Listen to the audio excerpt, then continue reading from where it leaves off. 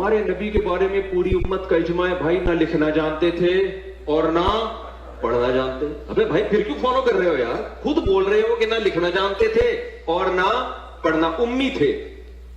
ما تخطہ بیمینک، قرآن کہہ رہے ہیں محمد صلی اللہ علیہ وسلم جو قرآن پیش کر رہے ہیں ایک لفظ بھی ان کے دائیں ہاتھ نے کبھی نہیں لکھا. لوگوں نے یہ تصور پیش کیا کہ چونکہ رسول کو امی کہا گیا ہے اور امی کے معنی میں یہ چیز پوشیدہ ہے کہ لکھا پڑھا نہیں کبھی، نہ یہ کہ لکھنا پڑھنا نہیں جانتے تھے. تو دونوں میں فرق ہو گیا. دونوں میں فرق ہو. ایک دفعہ ایک انسان ہے کہ جس کو لکھنا پڑھنا نہیں آتا، ایک وقت ایسا انسان ہے کہ جو لکھنا پڑھنا آتا ہے لیکن کبھی اس کو ضرورت نہیں پڑی، نہ لکھنے کی ضرورت پڑی نہ پڑھنے کی ضرورت پڑی. امی یعنی ایک ایسا انسان کہ جو کبھی جس نے ضرورت کے تحت نہ لکھا نہ ضرورت کے تحت پڑھا، اس کو ضرورت نہیں محسوس ہوئی. ایک معنی یہ کیا جاتا ہے. دوسرا معنی امی کا یہ کیا جاتا ہے کہ گروہ کے معنی لیا جاتا ہے.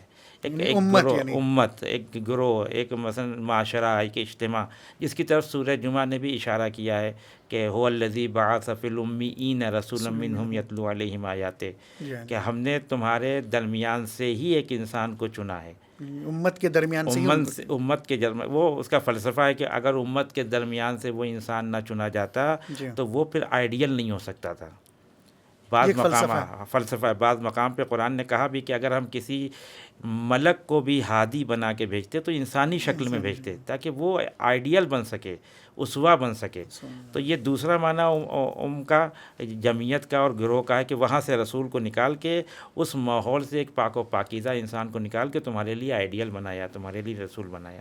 اور تیسرا معنی جو علماء بیان کرتے ہیں چونکہ وہ خطہ جہاں رسول اکرم پیدا ہوئے وہ حجاز یا اس کو عرب، اور جس میں مکہ اور مدینہ پورا ایریا، چونکہ ہم نے دنیا کو ایریوں میں تقسیم کیا ہوا ہے. مثلا ایک ایریا یورپ کا ہے، ایک ایریا ایشیا کا ہے. تو ہم کبھی جب ایشیا کی بات کرتے ہیں تو اس میں بہت سے ملک آ جاتے ہیں، جب یورپ کی بات کرتے ہیں تو اس میں بہت سے خطے آ جاتے ہیں.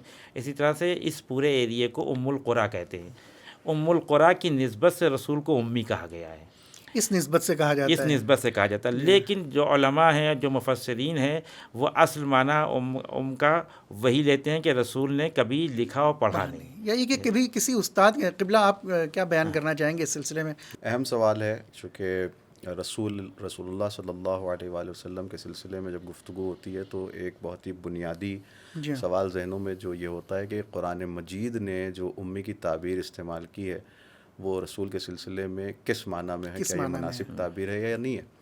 کیونکہ سورہ اعراف کی 157ویں اور 158ویں آیت میں مسلسل امی لفظ استعمال ہوا ہے، الذین یتبعون الرسول النبی الامی.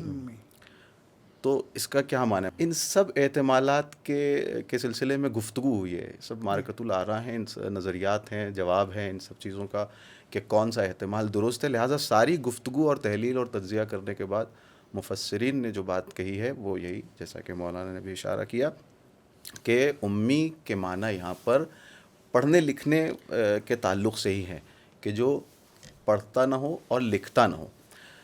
اب یہاں پر یہ کہنا ہوگا کہ نہ پڑھنا اور نہ لکھنا اس معنی میں نہیں ہے کہ وہ پڑھنا نہیں جانتا، لکھنا نہیں جانتا.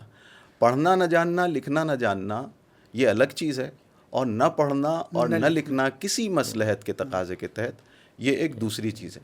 تو پیغمبر اکرم صلی اللہ علیہ وآلہ وسلم کو جب امی کہا جاتا ہے تو ہرگز وہ ان پڑھ یا جاہل نعوذ باللہ کے معنی میں نہیں ہو سکتا، چونکہ جس کے قلب پر پورا قرآن نازل ہو اور جو حامل معانی قرآن ہو اس کو ان پڑھ کہا ہی نہیں جا سکتا ہے. اسی لیے علماء نے کہا کہ نہ صرف یہ کہ امی کا لفظ یہاں پر پیغمبر کے لیے نقص نہیں ہے بلکہ یہ کمال ہے. کمال یوں ہے کہ پیغمبر کی ذات وہ ہے جس نے کبھی کسی انسان کے سامنے زانو ادب نہ ان کا کوئی استاد تھا، نہ کسی مدرسے میں گئے، نہ کسی مکتب. اسی لیے حافظ سے منسوب یہ شعر بلکہ انہی کا ہے کہ نگار ماں کہ بے مکتب نہ رفت و خط نہ نوشت، بے غمزے مسئلے آموز صد مدرس شد.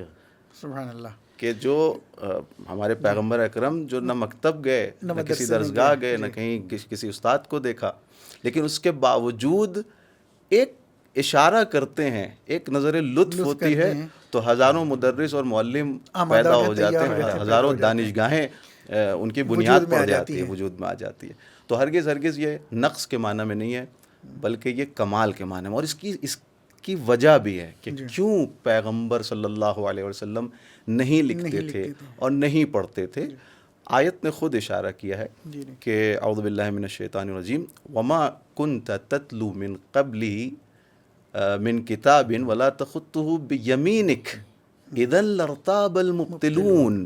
وجہ بتائی کہ آپ اے پیغمبر اس سے پہلے نہ لکھتے تھے نہ آپ پڑھتے تھے نہ آپ لکھتے تھے. کیوں؟ اذا لارتاب المبطلون، چونکہ جو آپ کے معتقد نہیں ہیں، جو آپ پر اعتراض کرتے ہیں، آپ کا انکار کرتے ہیں، ان کو شکوک و شبہات پیدا کرنے کا موقع مل جاتا اور لوگوں میں یہ شائبہ پھیلا دیا جاتا کہ یہ چونکہ پڑھنا لکھنا جانتے ہیں لہٰذا انہوں نے ہماری کتابوں سے، یہود و نصارہ کی کتابوں سے مطالب کو لیا ہے اور اس کو نقل کر دیا ہے. تو یہ اللہ کی حکمت اور مصلحت تھی کہ پیغمبر کو یہ حکم تھا کہ آپ نہ لکھیے اور آپ نہ پڑھیے لوگوں کے سامنے تاکہ اس چیز کا ازالہ کیا جا سکے. اور اسی بات کی طرف ایک اور آیت میں اشارہ ہوا جہاں اللہ سبحانہ و تعالیٰ فرما رہا ہے کہ وَلَقَدْ نَعْلَمُ أَنَّهُمْ يَقُولُونَ انما يعلمه بشر. ہم جانتے ہیں کہ کچھ لوگ آ کے کہیں گے کہ اسے کوئی انسان سکھا رہا ہے یا کسی سے جا کے اس نے سیکھا ہے اور لکھا ہے.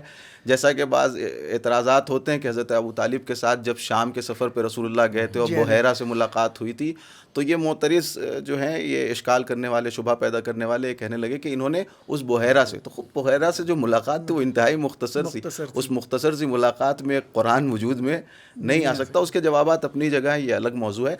کل ملا کر جو الغرض کہنا یہ چاہتا ہوں کہ امی نہ پڑھنے اور نہ لکھنے کے معنی میں ضرور ہے مگر یہ نقص نہیں بلکہ کمال ہے. میں ایک مثال سے یہاں پہ کہ نقص نہیں ہے یہ، وہ یوں ہے کہ مثال کے طور پر کسی کے پاس جو ہے اپنا پرسنل جیٹ ہو، ٹھیک ہے، اس کے پاس جو ہے بڑی بڑی گاڑیاں ہوں، ہیلی کاپٹر بھی ہو، سب کچھ موجود ہو اس کے پاس، اور آپ یہ کہیں کہ بھائی آپ کے پاس بیل گاڑی نہیں ہے، تو یہ تقریباً اس کے لیے نقص نہیں ہے چونکہ اس کے پاس سب کچھ ہے. بیل گاڑی کا ایسے شخص کے پاس نہ ہونا نقص نہیں ہے، نقص نہیں کہلائے گا. وہ بھی اس دور میں جبکہ دور جو ہے ہیلی کاپٹر اور جیٹ اور پلین کا ہے. اس زمانے میں کسی کے پاس بیل گاڑی اگر نہیں سب کچھ ہوتے ہوئے تو وہ نقص نہیں ہے. ہاں جہاں پر صرف بیل گاڑی ہو لوگوں کے پاس اور وہی نقل و انتقال کا ذریعہ ہو آنے جانے کا، اور وہاں کسی کے پاس نہ ہو تو آپ کہیں گے کہ بھائی آپ کے پاس بیل گاڑی نہیں ہے، نقص ہے، کمی ہے.